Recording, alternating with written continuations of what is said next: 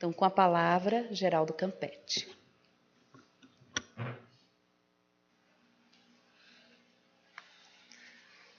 Queridos amigos e irmãos, muito boa noite a todos. Muita paz em Jesus, nosso Mestre e nosso Senhor. Queria inicialmente agradecer, Flaviana, a oportunidade do convite, a querida irmã, sempre presente, companheira, e esta casa abençoada de trabalho, de desenvolvimento, de educação. Nós estamos hoje no primeiro sábado do ano. Que dia que é hoje mesmo? Dia 3 ou 4? Dia 4 de janeiro. Vai passando tão depressa, né? O dia 3 já foi ontem, sexta-feira, hoje é dia 4, sábado. Daqui a pouco é amanhã, dia 5, e a gente vai vivendo essa sucessividade, né? Passa janeiro, depois vem fevereiro.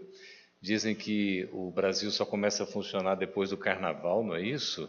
Com muita gente de férias, muita gente viajando, enfim.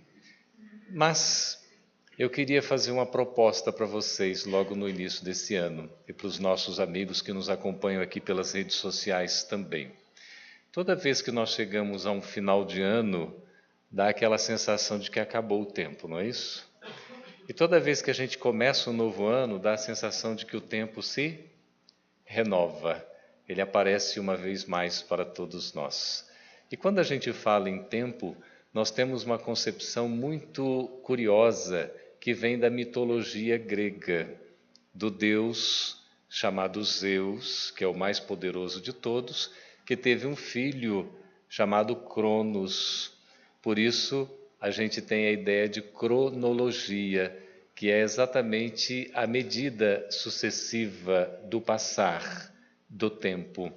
Então existem os segundos, os minutos, as horas, os dias, os meses, os anos, as décadas, os séculos, os milênios, as eras, os períodos, não é isso? Então essa sucessão temporal, numa sequência em que vai ocorrendo linearmente na nossa dimensão, a gente tem a ideia da cronologia. E é um primeiro passo fundamental.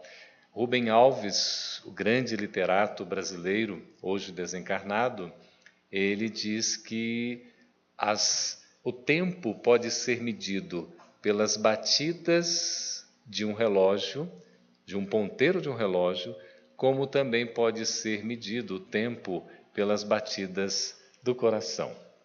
Quando nós falamos nas batidas de um relógio, nós estamos nos referindo ao Cronos, ao tempo cronológico, que é um tempo fundamental na nossa vida. Quando a gente vai trabalhar com esse tempo, nós precisamos de 3 passos fundamentais para a gente aproveitar bem o tempo, que é exatamente nós sermos organizados. Como a gente está começando um ano, é a primeira semana, é o primeiro sábado, quem já fez uma visitação nos seus armários? Na virada do ano, no final do ano, na época de Natal, tiveram a oportunidade de fazer isso? Olhar as suas gavetas, os seus armários? Quem ainda não o fez, há a possibilidade de fazer, porque hoje é exatamente uma semana que começa, né? Aliás, ela conclui, porque o ano começou no dia 1º, quarta-feira, hoje é sábado, já é o último dia da semana. Amanhã já é uma nova semana.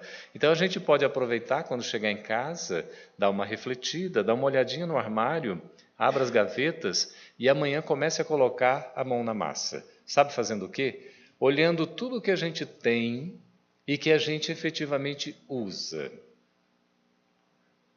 E aquilo que a gente não usa há mais de 6 meses, a gente separa e doa. Eu me lembro que eu falei isso no domingo passado, na Federação Espírita Brasileira, numa palestra, e depois uma pessoa disse assim, mas o que você falou, Geraldo? E lógico, como é que eu vou fazer isso? Porque eu viajo o tempo todo para o exterior e há roupas de frio que eu só uso a cada 6 meses. Eu falei, então, você usa, não é supérfluo. Mesmo que seja a cada 6 meses, você tem uma utilidade para aquilo, está sendo útil para você. Então você não vai simplesmente doar, porque vai fazer falta para você. Agora, aquilo que nos sobra não é pedido até para nós de um modo tão simples, né? Não é exatamente aquilo que vai nos fazer falta, é aquilo que está nos sobrando na nossa gaveta, no nosso armário, tantas coisas. Nós homens geralmente temos aquele armário com 3 gavetas, né? As mulheres têm com um pouco mais de gavetas e tem mais pares de sapatos, isso faz parte, né? E eu me recordo que eu fui olhar um dos meus armários aqui na virada do ano e eu encontrei uma mochila, uma bolsa de viagem assim, aquela de turística, e fui olhar, dentro dela tinha 5 pares de sapato, de calçado, tênis, sapato esportivo, enfim. 5 pares que eu havia separado para doar há 1 ano e meio. E lá ficou. Então, quando eu olhei, eu abri assim, aquela mochila, aquela bolsa, eu vi que os calçados, evidentemente, estavam usados, mas em possível estado de uso para alguém que tem mais necessidade que nós. Então, eu separei aquele material, um pouco de outras roupas e doei. Eu senti um alívio, meus irmãos, 1 ano e meio depois. Atrasado.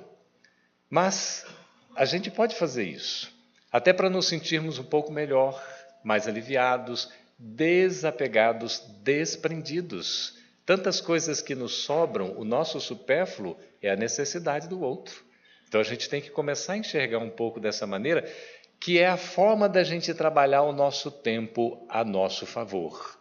É exatamente sendo organizados. Quem já guardou algum objeto, alguma coisa, algum documento, mas guardou tão bem guardado que não conseguiu achar mais? Já aconteceu com vocês? Geralmente a gente, com essas 3 gavetas que nós temos, a gente coloca lá a papelada toda, né? Os documentos, na primeira, a segunda coloca umas coisas que vai mexer de vez em quando, e a terceira você nunca abre praticamente. Fica lá assim, com uma inutilidade impressionante. E a gente acaba deixando passar. Quando você vai procurar uma coisa, onde é que está? E a gente, pela desorganização, nós perdemos tempo. Se nós formos organizados, a gente ganha tempo. Quem é que tem agenda aqui? Muito bem, 8 pessoas. Agenda eletrônica ou física? Eu, como estou nessa transição da geração X para Y, na verdade, alguns de nós aqui somos da geração X, né? Outros jovens já são da geração Y ou geração milênio, como se diz. E as crianças, a partir de 2010, como já tem um bebezinho ali, isso já é a geração beta. É uma geração já mais avançada, inclusive em termos de organização somática. O próprio corpo já vem mais equipado, é uma coisa impressionante. Parece um modelo renovado, né? Isso acontece pela própria reencarnação. E a gente já tem a bênção de ter um novo corpo a cada reencarnação, olha que coisa linda. Então, a gente tem uma agenda. Eu tenho a agenda, todos nós temos agenda eletrônica aqui. Você pegar o celular, quem é que não tem celular hoje? Todos nós, né? E quem é que consegue ficar sem olhar para o celular?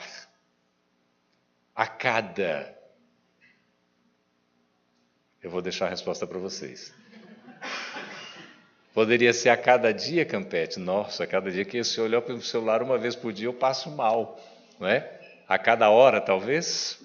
Não é? Quem é que dorme e coloca o celular ao lado da cama? Ou já coloca no colchão mesmo, ao lado do travesseiro? Não é? Dá aquele sinalzinho, toque, você logo acorda para poder acessar para ver informação, fica curioso, aquela coisa toda impressionante. Existe um seriado que está passando, está disponível na Netflix, que se chama Black Mirror. Não sei se vocês já assistiram algum episódio. Ele coloca essa questão do uso da tecnologia, mas mostra um lado um tanto quanto assim, digamos, Black Mirror seria exatamente isso aqui, ó. É esse espelho negro, né, que o nosso celular aponta quando ele está desativado.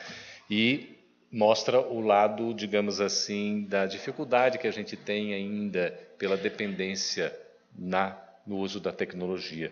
Uma dependência que acaba nos fazendo ficar de uma forma quase que presos, que a gente não tem uma libertação. E a nossa organização pode se dar, então, seja que eletronicamente você tem uma agenda eletrônica ou use uma agenda física. Quem já comprou a agenda de 2020 ou já organizou sua agenda de 2020 no seu celular? Muito bem, uma pessoa. É impressionante, né? Porque eu já comprei minha agenda física, inclusive porque eu uso a agenda física, e aí eu já anotei os meus compromissos de 2020. Ah, Campete, você está na frente de todo mundo. Não, porque o espírito inferior é assim mesmo. Se não se organizar, não vai dar conta de fazer. Então, uma dica para todos nós, vamos nos organizar. Contar com o tempo como um aliado, como um companheiro, como alguém que vai estar caminhando lado a lado conosco, é nós sermos organizados. Ah, como é que a gente se organiza? Então você vai exatamente anotar o que é preciso fazer. O que eu tenho para fazer no dia? O que eu tenho para fazer na semana? O que eu tenho para fazer no mês? O que eu tenho para fazer no ano? Eu abri a minha agenda 2021, já tenho alguns compromissos. Ah, porque eu sou muito importante? Nada disso. É porque a gente tem que trabalhar. Nós temos as coisas para fazer. E a gente vai se organizando. Agora mesmo, nesse mês de janeiro, eu já tenho uma coincidência de agenda.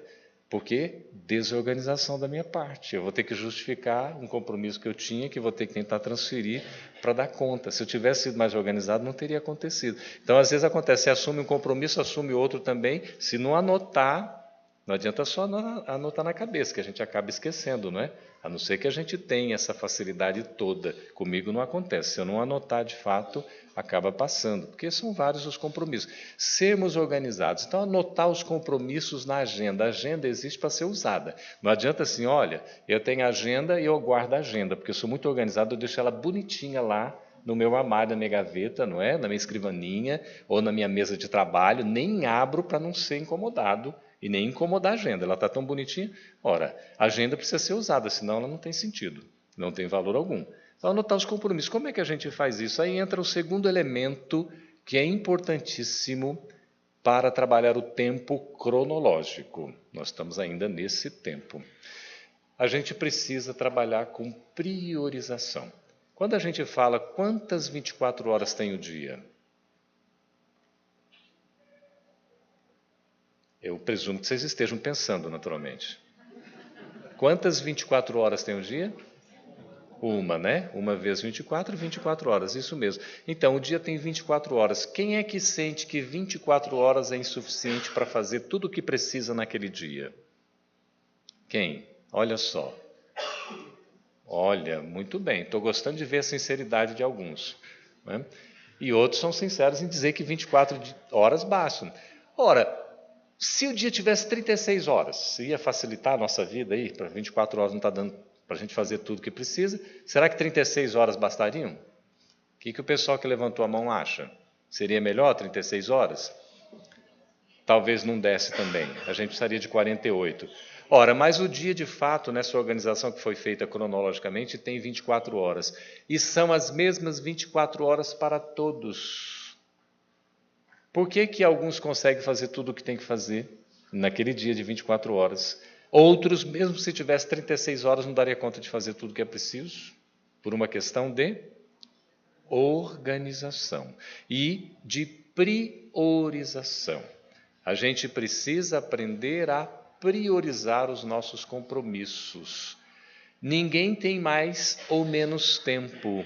Até a gente costuma brincar, e já ouviu isso várias vezes. Quando você quer que alguém lhe ajude de alguma forma, peça a alguém extremamente ocupado, porque ele vai dar um jeito de arrumar um tempo para lhe ajudar. A pessoa que tem tempo à vontade disponível, está até relativamente desocupada, para não dizer ociosa, ela provavelmente não vai lhe atender, porque ela vai dizer que está sem tempo, que ela não tem espaço para poder cooperar. Então, nós precisamos aprender a priorizar, porque as mesmas 24 horas são para todo mundo. Como é que a gente faz, então? Elenca a ordem do que é importante fazer. Importante é o que eu preciso fazer. Urgente é o que eu preciso fazer agora. Não deixar para amanhã. Quando nós trabalhamos o nosso planejamento, nós trabalhamos as prioridades em termos de importância. Nós não ficamos planejando o que é urgente, porque o urgente é exatamente o que está fora da curva. O urgente é o que surge de imprevisto, é o que nós não planejamos. A gente deixa um espaço para possíveis ocorrências de urgência naquele dia, que a gente vai ter que atender. Mas você não vai estar colocando isso aqui é urgente, isso aqui é urgente. No meu planejamento, se eu estiver colocando a cada dia o que é urgente, eu estou correndo atrás do tempo. E nunca vou conseguir me organizar priorizando de fato o que é mais importante, porque nós não damos conta de trabalhar a emergência, a urgência constantemente, porque não estamos preparados para isso. Nós vamos entrar num colapso. Daqui a pouco vai ter aquele dique que de repente, rompe com uma gota d'água. Por quê? Porque chegou no limite, chegou no ponto de extravasar. Aí a gente entra em colapso, a gente perde o controle, a gente começa a ficar estressado, daí a pouco está deprimido porque não deu conta de fazer as coisas. Saber ordenar as prioridades. Como é que a gente faz isso? No dia anterior, a gente programa o dia seguinte. A gente não programa o dia no próprio dia. Porque se eu acordar, por exemplo, logo de manhã vou me programar o dia, eu já posso estar ali sendo surpreendido por coisas inesperadas, por urgências, por emergências. Se eu planejo no dia anterior, eu posso antever. Se surgir alguma coisa, eu vou estar mais preparado para trabalhar. Então eu vou elencar no dia anterior quais são as minhas coisas mais importantes que eu tenho para fazer, em primeiro lugar, em segundo lugar, em terceiro lugar, quarto lugar, quinto lugar. Não adianta a gente colocar também 20 coisas naquele dia, de 24 horas, mesmo porque a gente vai estar dedicando umas 8 ou 6 ou 5, a depender, ou 7, do sono de cada um, para o nosso descanso físico. E aí a gente precisa separar esse horário também para o nosso sono. Nestas 12 horas, 18 horas que a gente vai ter ativo, digamos, na vigilância, o que a gente dá conta de fazer? Se nós colocarmos coisas demais, o nosso planejamento ele já nasce meio suicida.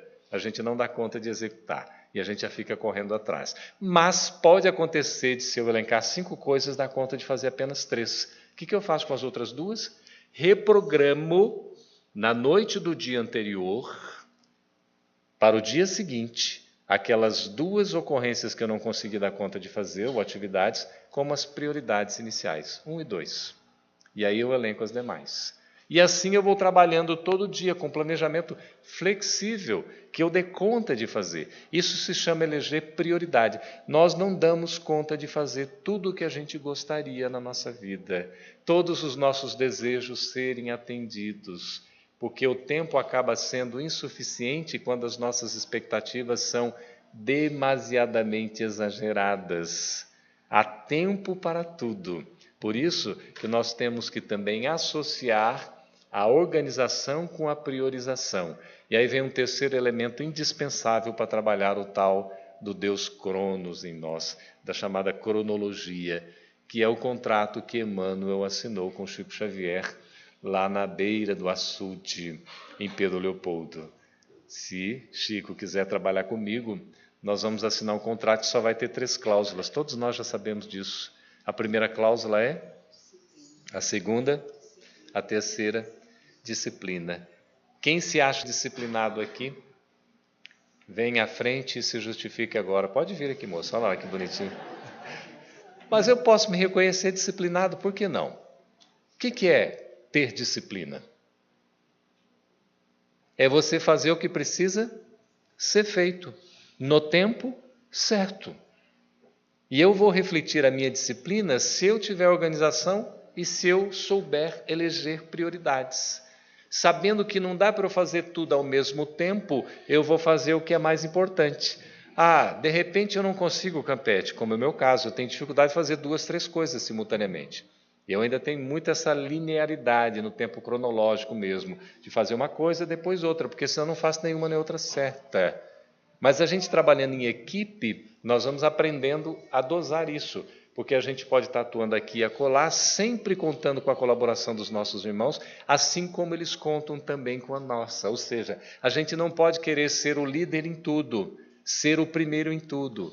Nós vamos fazer trabalho em equipe em que a gente conta com os outros e os outros contam conosco. Aí a gente consegue fazer mais de uma coisa ao mesmo tempo. Geralmente uma característica mais feminina. A mulher ela é polivalente. Ela consegue fazer várias coisas. E às vezes é desculpa que nós homens ficamos arrumando, né, para dizer se precisa de alguma ajuda. Quando a gente pergunta para a mulher se precisa de alguma ajuda, ela quase que nos dá uma resposta adequadamente, diria assim, educada, não é? Por que nós vamos ajudar? Nós fazemos parte. Então não temos que ajudar. Na verdade, nós trabalhamos esse contexto todo fazendo o que deve ser feito. Eu não sou um turista assim, que eu vou ajudar de vez em quando, né? Como se eu fosse um indivíduo mais preparado ou evoluído, ou que eu tenho condições de estar me ajudando aqui um pouquinho, depois eu vou seguir o meu caminho. Se eu faço parte dessa vida, na verdade, eu estou fazendo as coisas como devem ser feitas. Então, as atividades também são de minha responsabilidade, do meu compromisso e comprometimento. Então, eu tenho essa questão da disciplina. Segundo Emmanuel, a disciplina precede a espontaneidade. Ou seja, nós somos espontâneos, agimos com naturalidade, fazemos as coisas como se fosse um hábito já adquirido, porque fomos disciplinados. Assumimos o compromisso e nos esforçamos por cumpri-lo efetivamente, por fazer o que deveria ser feito, para não deixar para amanhã o que pode ser feito hoje. Por ter esse planejamento e se esforçar, como nos ensina Peter Drucker, o pai da administração moderna, aquele que alcunhou o termo eficácia na década de 1950, trazendo para o conceito da administração o valor das coisas. E ele dizia, tão difícil quanto planejar, ou tão ou mais ainda difícil do que planejar é a execução do planejado. Por isso, não basta anotar na agenda, está cheio de compromissos lá, depois abandonei a agenda porque não dei conta de cumprir mesmo, né? Aí no primeiro, segundo, sei lá, semana você já esquece a agenda. Não. É um esforço que a gente precisa fazer. A disciplina implica nessa nossa vontade, nessa nossa disposição, em sairmos de uma inércia, da gente estar disposto a fazer as coisas. E às vezes isso depende de uma vontade um tanto quanto mais determinada. Nós precisamos, assim, deixar uma zona de conforto, nós precisamos dar os primeiros passos, e aí nós entramos no que Rubem Alves fala, desse outro tempo que não é medido simplesmente com as batidas de um relógio, mas que é medido com as batidas do coração. Não sei se vocês sabiam, Zeus teve um filho chamado Cronos, todos nós já sabemos, não é? Deus do tempo.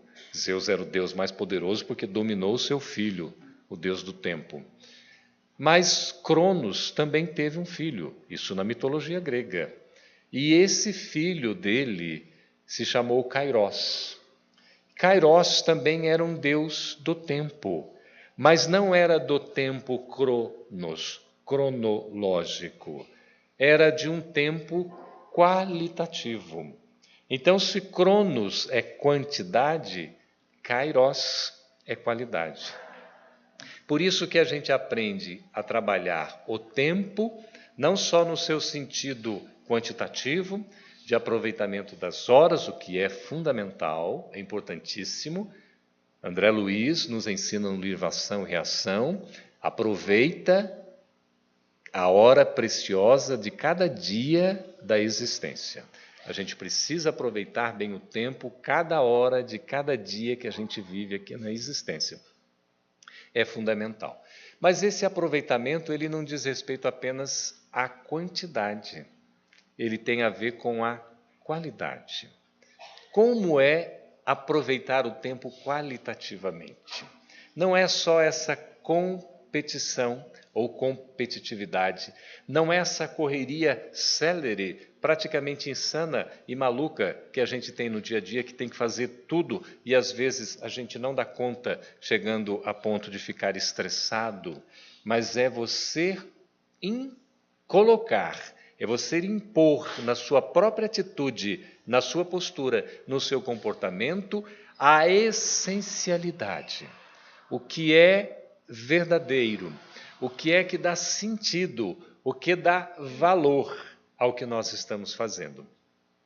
Às vezes a gente diz assim, não tenho o tempo que eu gostaria para me dedicar a uma determinada ação, coisa, pessoa.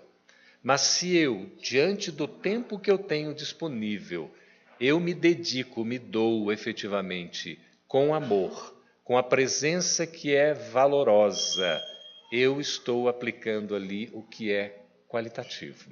Então, eu estou usando o tempo kairos. Esse tempo kairos, ele é indispensável. Porque se nós estamos agora no 4º dia do ano, para a gente poder viver bem, aproveitar bem esses 366 dias desse ano, confere? É um ano bissexto, nós vamos ter o dia 29 de fevereiro, não é assim? Uma coisa rara, porque acontece a cada 4 anos? 5 anos? 4 anos, né? Então, um ano bissexto. Aí a gente tem esse um dia a mais que é tão valioso, que a gente possa, em cada dia da nossa vida, imprimir a qualidade do que nós queremos, fazendo com gosto, fazendo com prazer, com satisfação, vivendo cada dia de uma forma em que a gente se sinta bem, a gente se sinta integrado. Por vezes a gente sente assim que tudo está acontecendo muito rapidamente. Qual a impressão que a gente tem com a internet, com a rede mundial, com as redes sociais? É o que a gente chama de desenvolvimento exponencial. Não é linear, não é uma coisa ocorrendo atrás da outra. As coisas são muitas vezes randômicas, aleatórias, e elas não só vão dar a sequência numa sucessividade, mas elas ocorrem simultaneamente. É uma celeridade impressionante, é o que a gente chama de exponencial. Então, tudo está acontecendo ao mesmo tempo.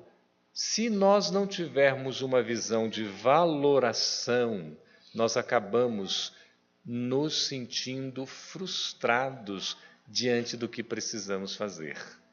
E aí a gente vem com uma coisa que é importantíssima na nossa vida e que eu queria resgatar aqui como uma espécie de compromisso entre nós para este ano de 2020 que nós vamos viver.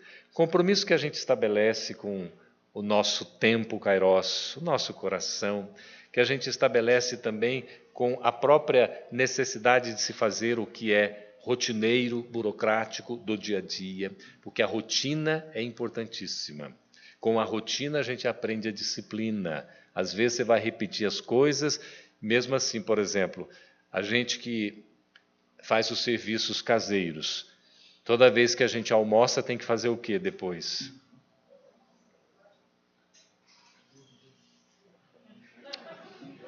Tem que dormir, não é? Bota a mulher para lavar a louça e você vai dormir, não é? Vai fazer isso hoje, você vai ver o que acontece. Vai até dormir, tem o direito que a gente tem aquele soninho gostoso, né? Toda vez que tem essa oportunidade, mas nós temos as obrigações. Você tem a preparação do almoço, que é antes, depois você tem o almoço, que é uma delícia, né? E depois você tem os afazeres posteriores. Você tem que lavar a louça, né? Limpar a cozinha, deixar tudo arrumadinho, e é aquela coisa, não é? E incrível que pareça, todo dia você tem que fazer isso. Veja só que coisa curiosa. Quando Jesus visitou Jairo, é Jairo o nome dele? Foi Jairo um deles, né? Vamos resgatar aqui que vocês vão me ajudar. Qual foi o que Jesus trouxe da chamada morte? Na verdade não estava morto? Olha, para chamar a nossa atenção. Foi Lázaro, não foi isso? Então Lázaro... Jesus visitava Lázaro com uma certa frequência, e a família de Lázaro, ele tinha as 2 irmãs, que eram Marta e Maria. Por que Jesus visitava? Porque estava também no caminho da sua peregrinação. E porque a gente aprende que era um costume judeus, praticamente pela legislação, não só o costume no seu sentido consuetudinário, mas legalmente as pessoas tinham que abrigar os transeuntes. Você sabia? A pessoa estava passando por ali, já era tarde em alguma coisa, você tinha por obrigação, por costume da lei, era você abrigar na sua casa. E depois, no dia seguinte, quando ele fosse continuar a viagem, você seguia com ele até certo ponto. É uma coisa curiosa isso, né? Parece que assim, já estabelecendo, olha, você precisa criar a disciplina de ser gentil. Mesmo que você não queira, está na lei, então a gente vai fazendo. A rotina tem essas coisas, a imposição nos leva a uma disciplina, depois passa a ser espontâneo, natural, a gente vai fazer sem fazer força alguma. Então Jesus, numa dessas visitas a Lázaro, ele e as suas irmãs, naturalmente, ele estava chegando e logo foi recebido por quem mesmo? Maria. Não vamos esquecer não, foi Maria que foi recebê-lo, foi isso? Maria foi recebê-lo e começou a conversar com Jesus. Jesus era muito bem-vindo, né? Eu estou assistindo agora uma série aí na Netflix, se chama Messiar, né? Messias. Estou começando a ver, é curioso, é bem assim, diferente, tudo, é a primeira temporada. E assim, trazendo para o momento atual, mas é um indivíduo que parece que faz milagres, entre aspas, ao mesmo tempo parece que é meio mágico, enfim, está para ser desvendado, mas tem muitas coisas curiosíssimas para o nosso aprendizado. A gente tem que tirar tudo do que vê, não é? A nossa lição. Bom, e aí então Jesus, visitando, foi recebido por Maria, Maria começou a conversar com Jesus, muito alegre. Marta estava onde? Na cozinha, né, nos trabalhos domésticos, afinal de contas tinha que preparar um lanche para Jesus, aquela coisa toda, um almoço, o que fosse, enfim. E aí ela estava trabalhando e Maria de boa conversando com Jesus. Olha só que coisa, né? Imagina. Aí Marta disse o quê? Ô Jesus, por favor, fala para Maria vir me ajudar aqui, porque não está vendo que eu estou cheio de trabalho aqui, esse trabalho pesado do dia a dia, e ela está aí de boa, sem fazer nada. Que Jesus respondeu para Marta? Marta, Maria escolheu a melhor parte. Maria escolheu o tempo Kairos. Marta estava naquele momento no tempo Cronos, da cronologia. Quantas obrigações nós não temos que cumprir? Quantos afazeres diariamente? Quantas coisas que a gente programa, tanta quantidade para lá e para cá, produtividade, eu preciso ser competente, eu preciso fazer cada vez mais, eu preciso conquistar mercado, eu preciso ser excelente profissional. Eu não dou conta mais. Daí a pouco bate estressado, porque o estresse é a gota d'água para dizer o corpo não consegue acompanhar esse ritmo veloz. É preciso que a gente aproveite o tempo, esse tempo Kairos, dê qualidade, de eu parar para usufruir a companhia do outro. Quem já usufruiu a companhia da pessoa que está mais próxima de si hoje? Se não o fez, vamos fazer agora. Olhando para o nosso próximo. Olhando para a pessoa que está ao nosso lado. Espontaneamente, como vocês estão fazendo.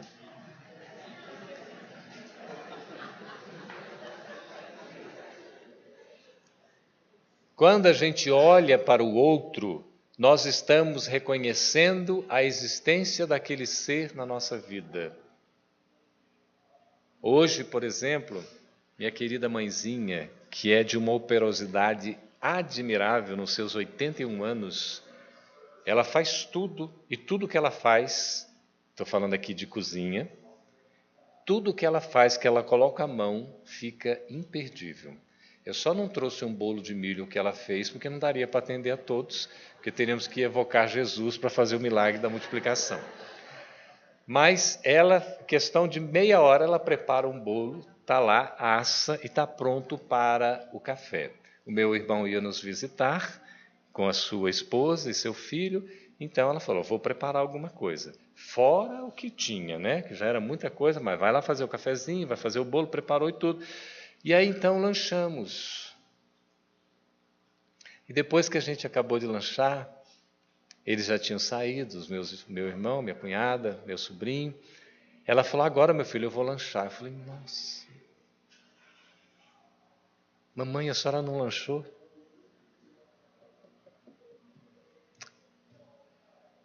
Ela não tinha lanchado. Preparou o lanche para nós.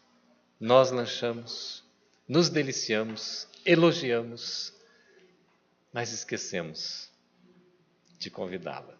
Não é que ela precisasse ser convidada, mas a gente muito bem poderia ter aproveitado a oportunidade.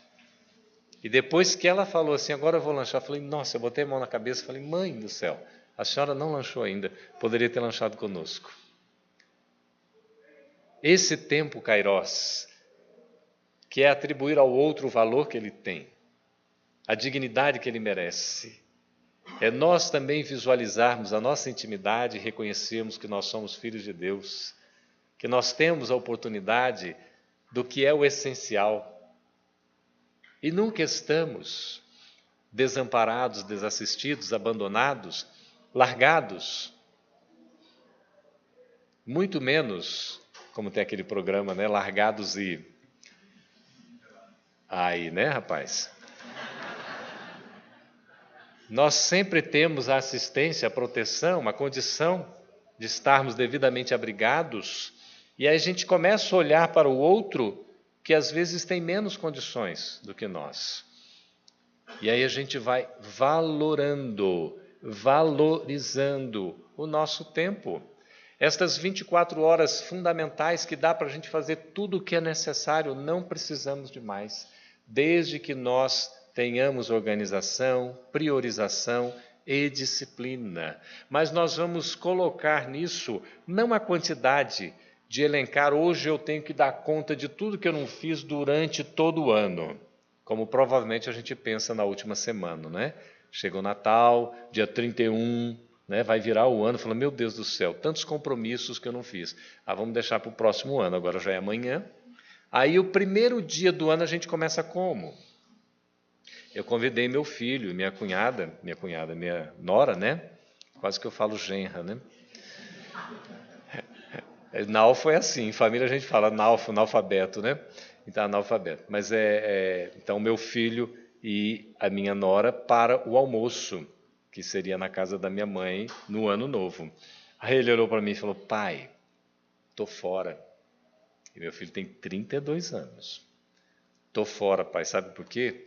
Porque a gente vai para a festa da virada. E são inúmeras festas, né? Aqui, assim, para essa região dos lagos aqui, para você chegar, era assim, né? Você enfrentou a fila de carros para poder curtir uma festa ou não? Você mesmo aqui da frente. Ficou assim 1 hora no trânsito e tudo, né? De repente, são os valores. Se alguém ficou, marcou, fez essa programação, meu filho fez, né? E aí falou, pai, estou fora do almoço, sabe por quê? Porque a gente vai para a festa da virada.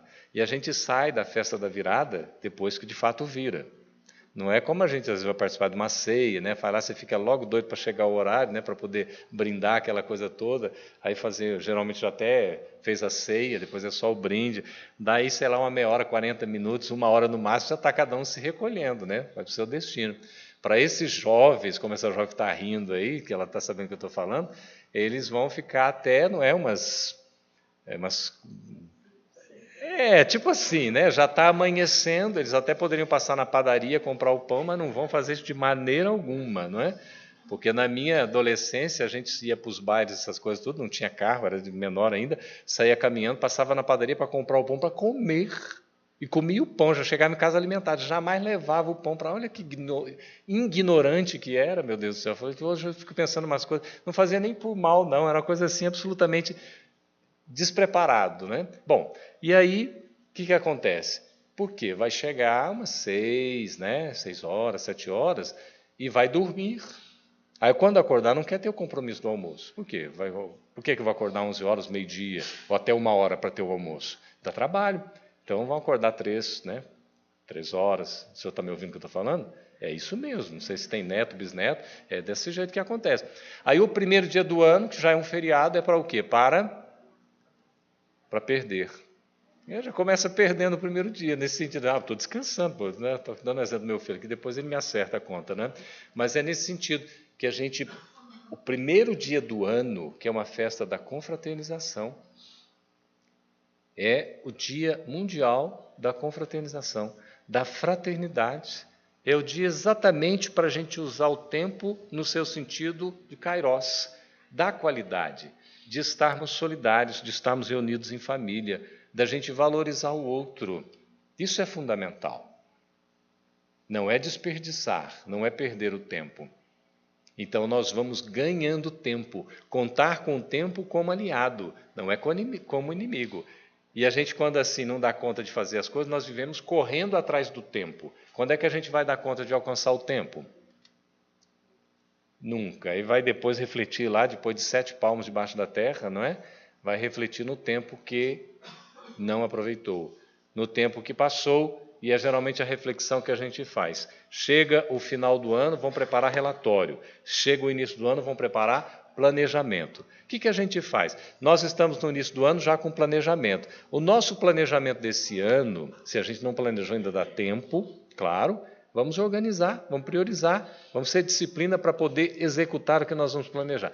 Quando vai chegando para o final do ano, a gente pode fazer um relatório do que nós fazemos com base no que foi planejado. Será que a gente cumpriu ou não cumpriu? Será que nós demos conta ou não demos conta? Isso significa, meus irmãos, a nossa passagem, a nossa existência corporal.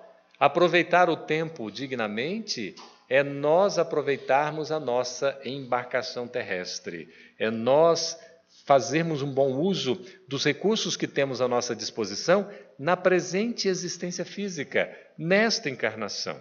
Não vamos deixar para depois, a gente pode aproveitar agora. Nós conseguimos fazer. Recordo-me de Madre Teresa de Calcutá. Ela se considerava como se fosse um lápis torto na mão de Deus, um instrumento. E não foi nada fácil ela se decidir pelos seus votos de dedicação à pobreza. E ela, nos momentos cruciais de definição da sua vida, ela buscava Deus na intimidade do seu coração e só encontrava escuridão. Ela passou pela escuridão. Essa escuridão provavelmente é o deserto que cada um de nós atravessa, como os grandes exemplares, apóstolos, homens e mulheres que nos servem de referência ao longo da história da humanidade. É exatamente esse deserto que nós atravessamos quando buscamos a nós mesmos, quando começamos a valorizar o que é essencial, quando não damos atenção meramente ao que é temporário, ao que é material, fugaz. Quando nós começamos a ter uma visão diferente acerca da vida e da nossa postura diante desta vida na relação com o nosso semelhante. Isso é aproveitar o tempo com qualidade. É deixar o Kairos se manifestar nas nossas posturas, comportamentos e atitudes. Não é fácil. Não é nada simples. Por isso que a gente recorre aos bons exemplos, como, por exemplo, o querido e inolvidável Cândido Francisco Cândido Xavier. Chico Xavier estava passando, ainda em Pedro Leopoldo, próximo ao Hotel Diniz, que era um hotel famoso, à época, na cidade pequena do interior, próximo de Belo Horizonte, e ele passou para o seu trabalho, na Fazenda Modelo, onde era datilógrafo. E ele passou de manhã e depois também passou na hora do almoço. E debaixo desse hotel, à sua frente, estava um bêbado, uma pessoa alcoolizada. E estava num daqueles dias primorosos. Eram os seus piores dias, porque estava fora de si, aparentemente, e aproveitava para todo mundo que passava, ele fazia uma chacota. Ele falava impropérios e ali soltava os seus idiomas mais belos para que todos, em alto e bom som, pudessem escutar. Cada um que passava, ele falava alguma coisa. E o Chico passou. E passou meio de esgueio, assim, se desviando, procurando não se fazer notado. Isso aconteceu, e ele já estava distante do local quando deu de cara com bêbado, não. Antes do bêbado, ele deu de cara com o Emmanuel. Emmanuel, o seu orientador espiritual. Aí Emmanuel disse: Chico, aquele nosso irmão reconheceu que você passou por ali. e fugiu dele. Volte para fazer o que você não fez. E aí então nós vemos um comportamento curiosíssimo. Chico era disciplinado e obediente.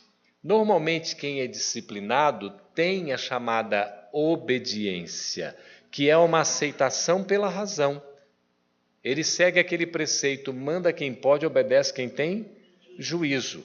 Mas ao mesmo tempo associa a chamada resignação, que é o consentimento do coração, conforme nós aprendemos no Evangelho segundo o Espiritismo, organizado, compilado por Allan Kardec, o codificador da nossa amada doutrina espírita. Então, Chico, obediente, deu meia volta, se encontrou com o bêbado, deu-lhe um abraço e pediu desculpas. Falou: meu irmão, eu estava tão distraído que não percebi a sua presença. Ah, pois é, Chico, você sabe que eu estranhei mesmo, porque outro que passe, seja quem for aqui, eu não me importo se não me cumprimentar. Agora, você, até você fazendo isso, eu pensei que fosse orgulho. Ah, não, foi questão de distração. Você me desculpe, irmão, deu um abraço, e aí esse irmão que estava alcoolizado desejou-lhe aquele Deus seja contigo. E aí então Chico seguiu o seu caminho. Evidentemente foi fazer avaliação com Emmanuel, né? Como é importante a gente passar por determinadas experiências e tomar o aprendizado. Quando a gente vê um bêbado hoje, o que a gente faz? Literalmente, muda, né, o caminho, dá uma desviada, desconversa, reclama do bafo, essas coisas todas, não quer nem saber. Fica com medo, tem a questão da segurança, tem tudo isso. A gente tem que ter as prevenções naturais, sem dúvida alguma. Mas nós não podemos deixar de atender às necessidades dos nossos irmãos. Para aproveitarmos bem o tempo Kairos, exatamente com a qualidade, a gente precisa dar atenção ao outro, assisti-lo no que ele precisar. E é por isso que eu então queria assumir o compromisso com vocês, antes que o nosso Cronos nos devore. Nós vamos começar este ano com o pé e o esquerdo também. Aliás, essa é uma questão do direito, não é? A gente chama, geralmente, quem escreve com a mão direita é destro. Quem escreve com a mão esquerda é canhoto, né? Dizem as boas línguas. Mas a palavra que registra isso lindamente é sinistro. Sabia? Quem escreve com a mão esquerda, que é canhoto, é sinistro. Parece que há um preconceito até na palavra, né? Aquela coisa assim sinistra, lembra acidente e tudo. Imagina. Mas eu sou canhoto da mão, né? Não sou do pé. Mas quando eu jogava bola, eu chutava com as duas pernas. Sabe por quê? Com os dois pés. Porque treinei. Então, para dizer que eu era um craque de bola, né? Aí você chega assim, esses jogadores profissionais, de repente, né? Ele é canhoto, chega no pé direito, ele chuta a bola, não sabe nem para onde, né? Porque não está no pé bom. Aí é só treinar, vai aprender, vai desenvolver. Fala, mas não é a profissão deles?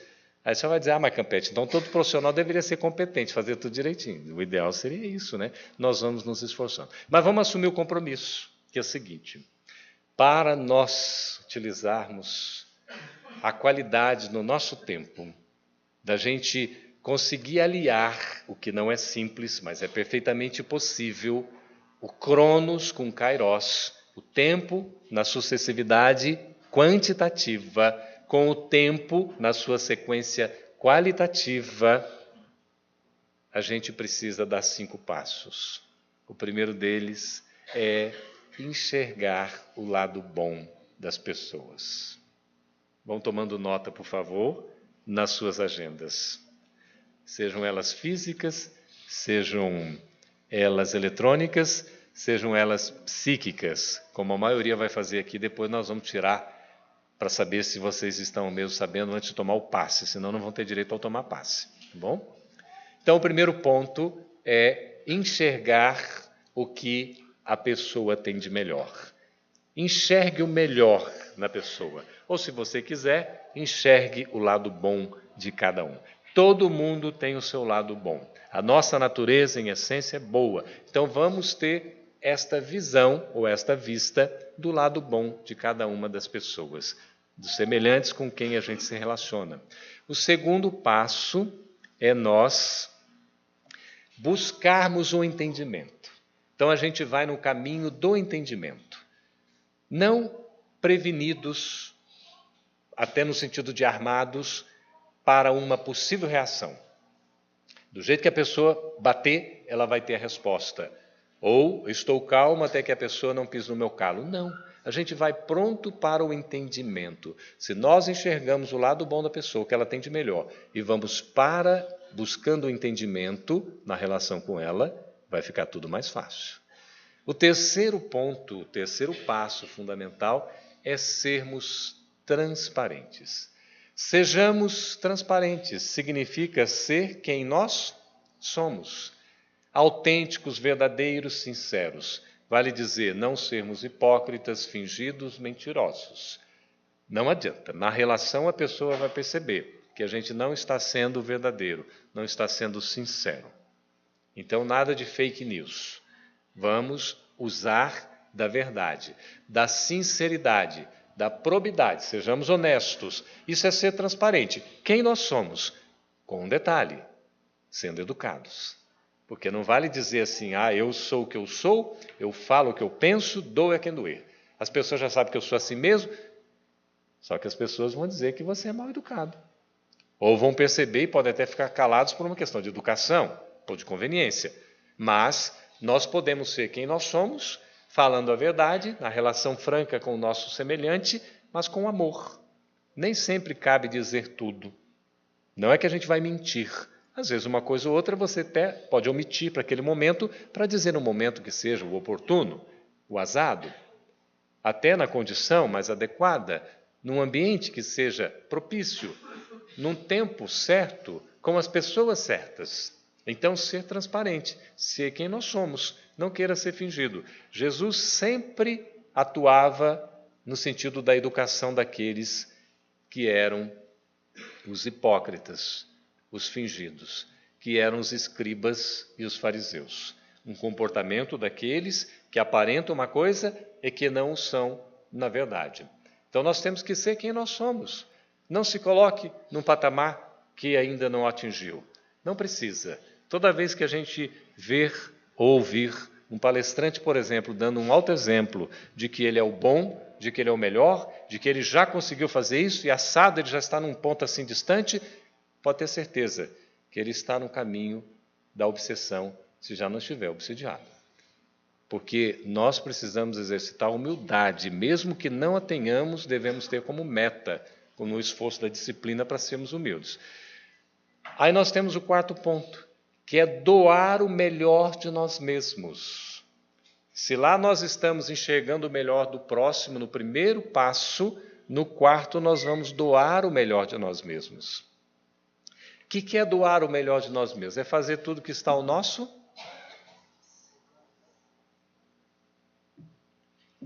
alcance, no limite das nossas forças, dentro das nossas possibilidades. Não precisamos fazer além das nossas condições. Deus não vai exigir nada além do que a gente possa doar. Ele pede o que a gente pode fazer. Até onde nós conseguimos chegar. Isso é ser excelente. Isso é agir com competência.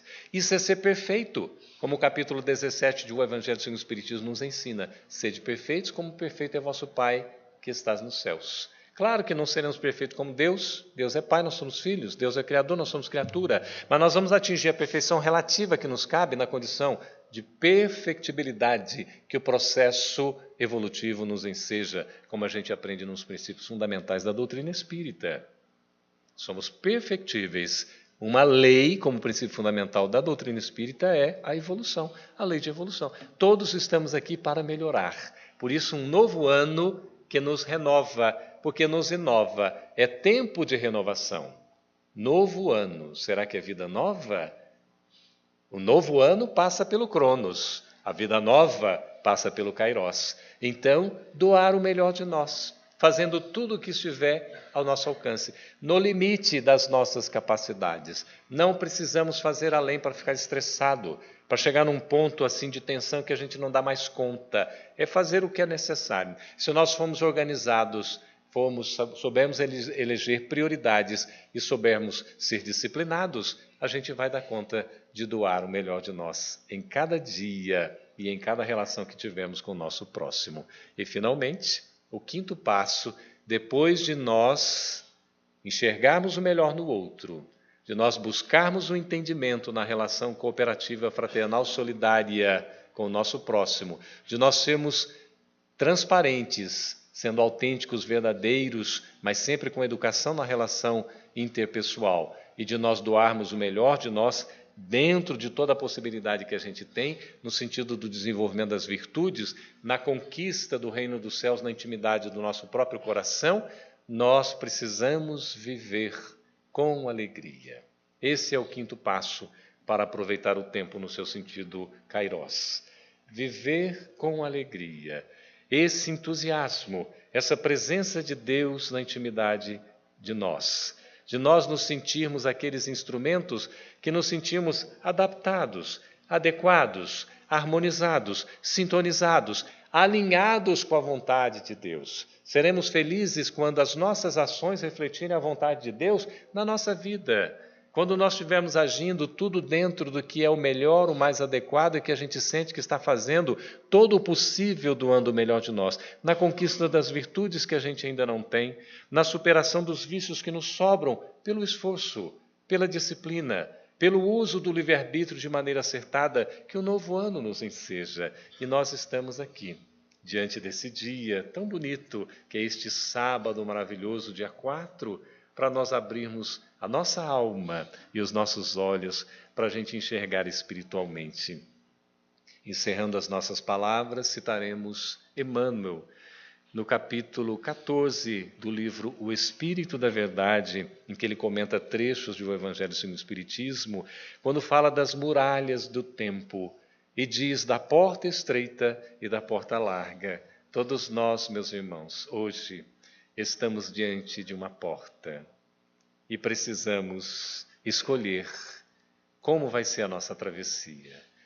Numa postura de quem atravessa uma porta larga de facilidades, em que não exige esforço, em que a gente pode cruzar os braços e vamos seguindo, iludindo-nos com os prazeres temporários, com as ilusões efêmeras que passam, ou nós vamos fazer o chamado jejum, o regime espiritual, para que nós possamos atravessar pela porta estreita, que é a descoberta do homem novo, o abandono do homem velho e a conquista do que virá pelo nosso esforço de cada dia.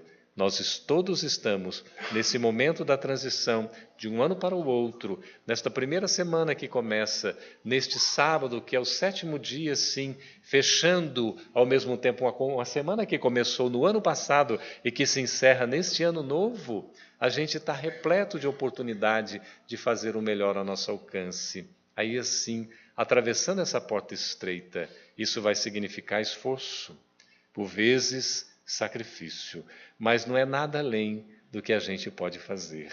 E nós estamos diante da oportunidade à nossa frente, que a gente possa, então, ter a disposição de fazer a melhor escolha, como fez Maria na presença de Jesus, e usufruirmos dessas benesses que são os ensinos do Divino Mestre em nossa vida, incorporando nas nossas atitudes e comportamentos cotidianos, colocando na nossa agenda diária a priorização de que devemos viver o Evangelho em cada segundo, de cada minuto, de cada hora, desse precioso dia e desse precioso ano à nossa disposição.